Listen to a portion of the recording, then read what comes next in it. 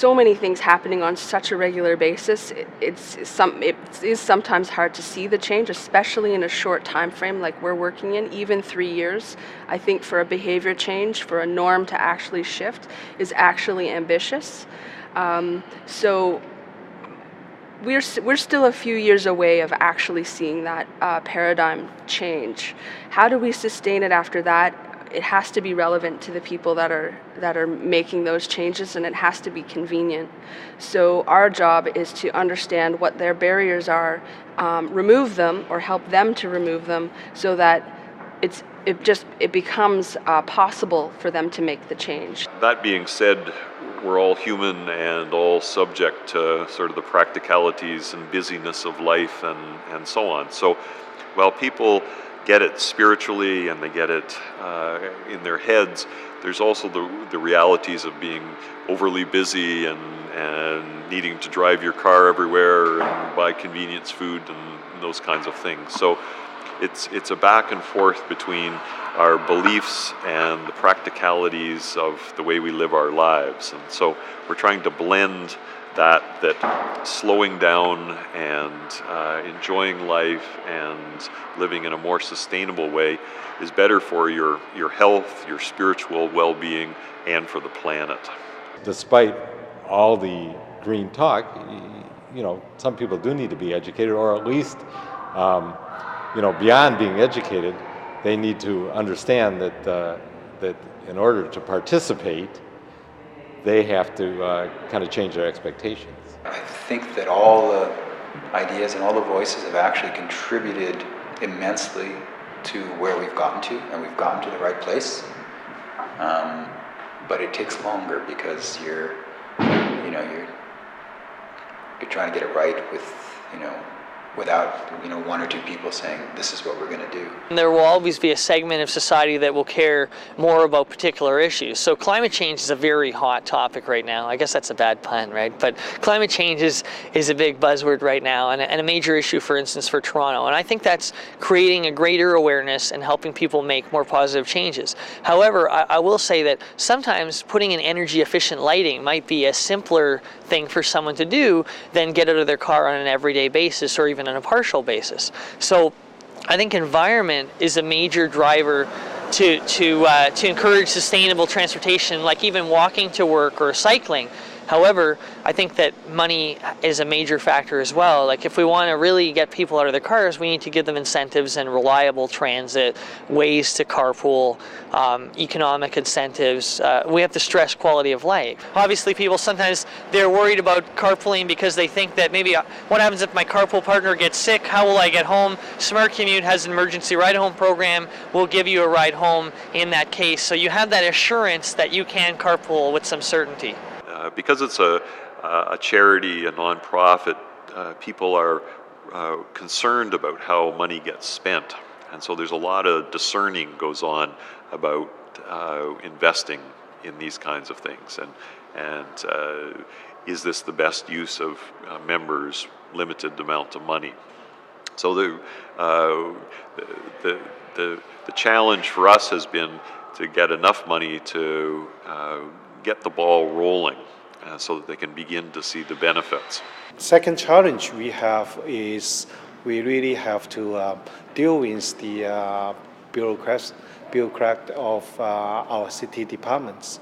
Not saying they are not supportive to these initiatives, but they do have certain challenges to themselves because such projects have never been done before. So it's something new. They have to go through the process.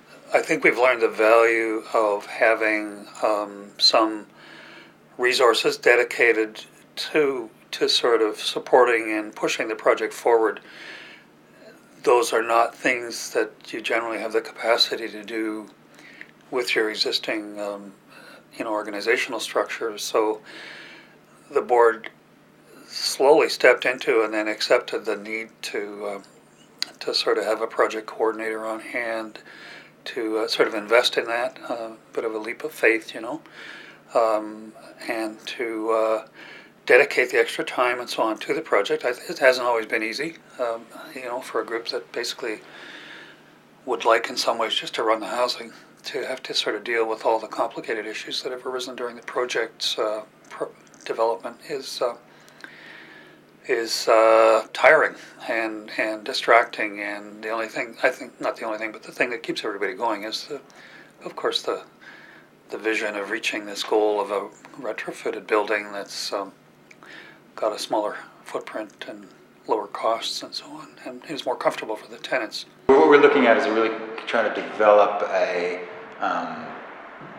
kind of broad-based means for getting to the site. It's in a great location in many ways because it has this incredible trail network around it. You got the Lower Don Trail to the south of the property. You have the Beltline Trail that runs to the west of the property. There's Milkman's Run. There's really, it's an incredible site in terms of its location, almost as a hub in the center of the city that connects to every other part of the city. But ironically, it's actually in many ways cut off. It's actually because of the Bayview Extension and the Don down here.